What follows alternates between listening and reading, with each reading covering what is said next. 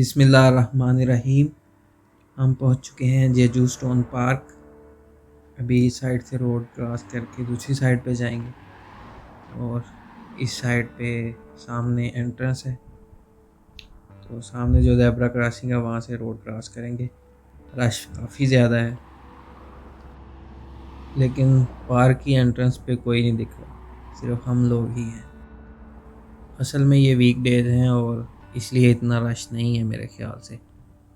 अंदर जाके देखते हैं, शायद लोग हों, लेकिन वीकेंड पे मेरे ख्याल से बहुत ज़्यादा रश होता होगा क्योंकि ये एक मेजर अट्रैक्शन है।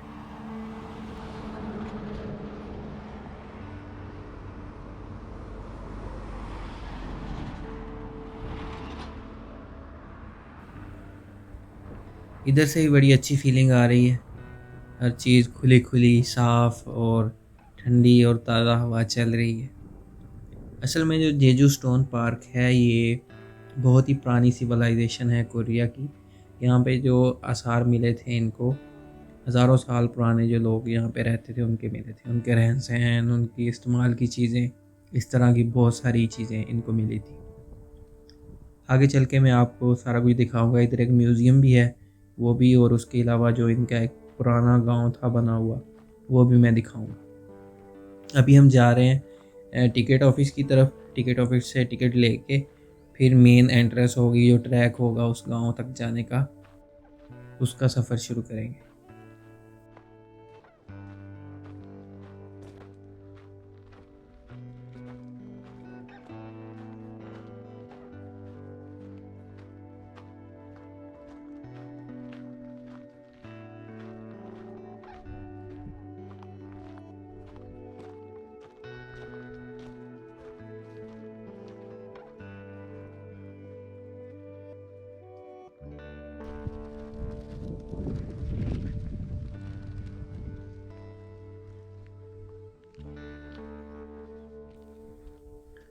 ये वाशरूम्स हैं और ये भी उसी स्टाइल में बने हैं जो कि इस गांव के रहन सहन का तरीका था हज़ारों साल पहले का। इस पार्किंग में कुछ गाड़ियां खड़ी नज़र आई हैं, लेकिन जो पहले पार्किंग दिखी थी हमें वो सारी बिल्कुल खाली थी। खैर, टिकट ऑफिस अभी आगे है, वहाँ से टिकट लेते हैं फिर चलते हैं आगे की तरफ। अभी टिकट का नहीं पता कि कितने की है, तो जाकर पूछते हैं फिर पता चलेगा कितने की। लेकिन मेजर जो कोरिया में है हर जगह टिकट 5000 कोरियन वॉन की ही होती है। जैसा कि हम एक यूनेस्को हेरिटेज गए थे, वहाँ पे भी हमें टिकट 5000 की मिली थी, और इस तरह और भी काफ़ी जगहों पे टिकट 5000 की ही मिली। जैसे वाटरफॉल पे गए थे, वहाँ पे भी टिकट 5000 की ही थी। उसके अलावा बहुत सारी कैटेगरीज आ जाती हैं, बच्चों के लिए, बूढ़ों के लिए, और जो कोरियन सिटीज़न हैं उनके लिए, और जो फॉरेनर हैं उनके लिए डिफरेंट डिफरेंट रेट होते हैं। सामने है टिकट ऑफिस, और भी हम वेट करते हैं बाकी साथियों के आने का। जब तक वो पहुंचते हैं फिर हम इंशाल्लाह अगला सफ़र स्टार्ट करते हैं। ये है जेजू का सारा मैप। यहाँ 2 गांव हैं और काफ़ी सारे जो वाटर पॉन्ड्स हैं। ये जो ग्रीन ग्रीन मैप में दिख रहे थे ये वाटर पॉन्ड्स थे। हर तरफ ग्रीनरी ही ग्रीनरी है, झाड़ियाँ, घास फूस, हर चीज़ ढकी हुई है इधर। बड़ा ही खूबसूरत और अच्छी फीलिंग आ रही। फ्रेश फ्रेश माहौल है, कोई किसी किस्म की पोल्यूशन नहीं, धुआं नहीं, कुछ भी नहीं। बड़ा अच्छा माहौल है। ये टिकट ऑफिस है और साथ सारे जो स्टाफ के रूम्स वगैरह। टिकट हमने ले ली है, जैसा कि मैंने कहा था 5000 की मिली है पर पर्सन। ये एंट्रेंस है पार्क की। बड़ा ही घना जंगल है और अजीब सी फीलिंग आ रही है, स्कैरी भी और अच्छी भी, मिक्स फीलिंग है। पत्थरों पे आप देखें कैसे फंगस लगी हुई।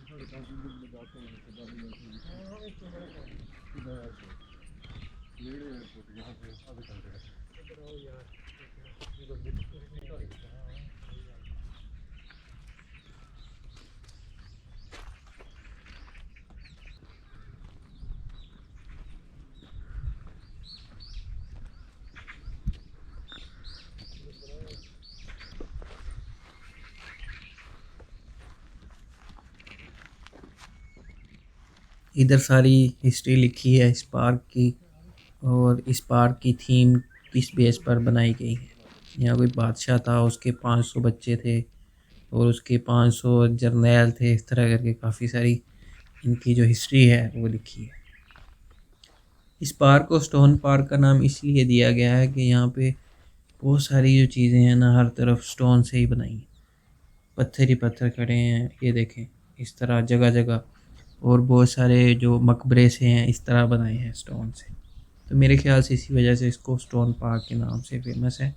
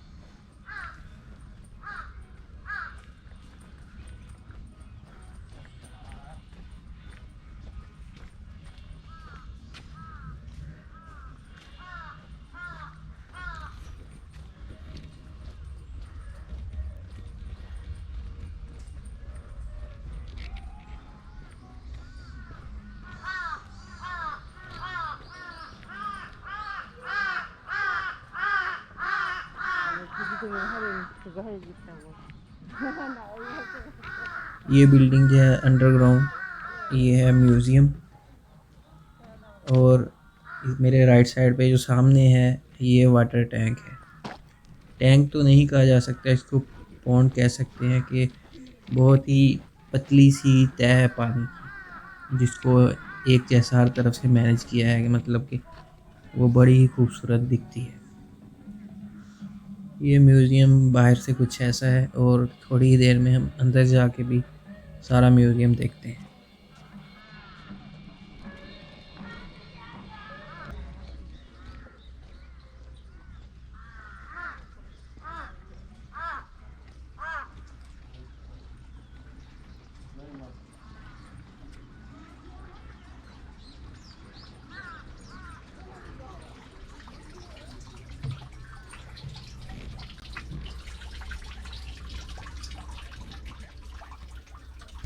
ये देख सकते हैं कि पानी की बिल्कुल पतली सी तह है, कोई इतना डीप पानी नहीं है। बहुत ही बड़ा सारा पाउंड है। पता नहीं ये क्यों बनाया गया है, ये खूबसूरती के लिए बनाया गया है या इसका कोई यूज़ होगा, कोई आइडिया नहीं मुझे। वैसे लग तो काफ़ी खूबसूरत रहा है। कोरिया में जो नेचुरल अट्रैक्शन हैं वो तो हैं ही, लेकिन उन्हें आर्टिफिशियल बहुत सी चीज़ें बनाई, बिल्डिंग्स, टावर्स और इस तरह की छोटी-छोटी सी चीज़ें, जैसे ये पॉन्ड है। मतलब हर जगह पे टूरिस्ट को अट्रैक्ट करने के लिए बहुत सारा काम किया है। तो इसी वजह से इनकी टूरिस्ट इंडस्ट्री बहुत ही स्ट्रॉन्ग है। इनका जो फॉरेन टूरिज़्म इंडस्ट्री है वो तो है ही, लेकिन लोकल इनका टूरिस्ट बहुत आता है।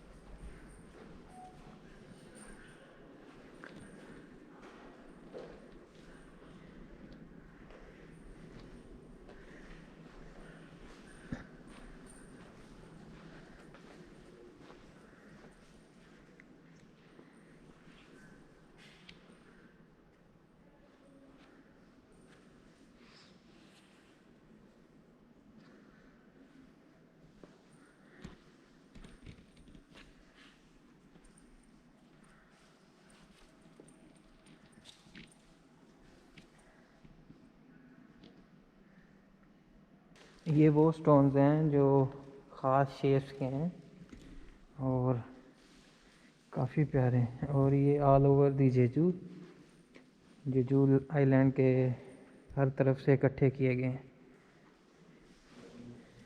देख सकते हैं इनकी डिफरेंट शेप्स हैं, कुछ ना कुछ हर स्टोन में स्पेशल है।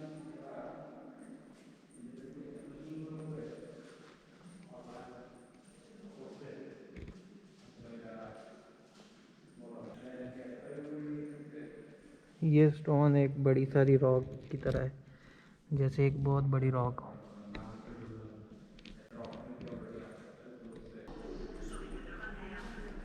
इंटीरियर स्ट्रक्चर ऑफ अर्थ, ये ज़मीन का स्ट्रक्चर बताया है इधर मॉडल बना के।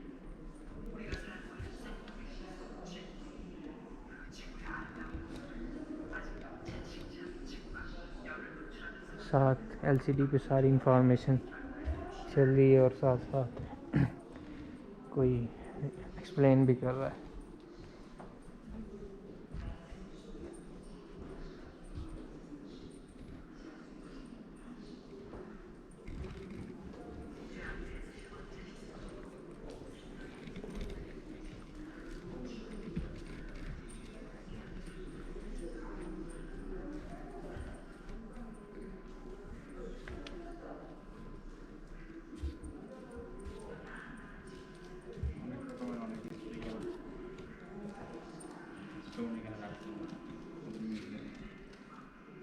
প্রচুর পরিমাণে বিদেশি দর্শনার্থী আসে।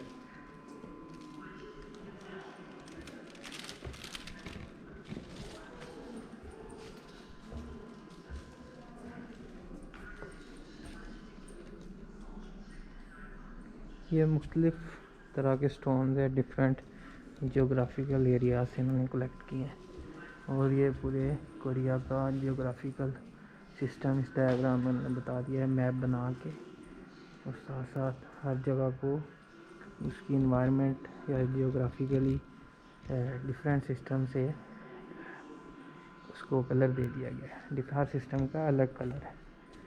ये इधर आप इसका चार्ट देख सकते हैं।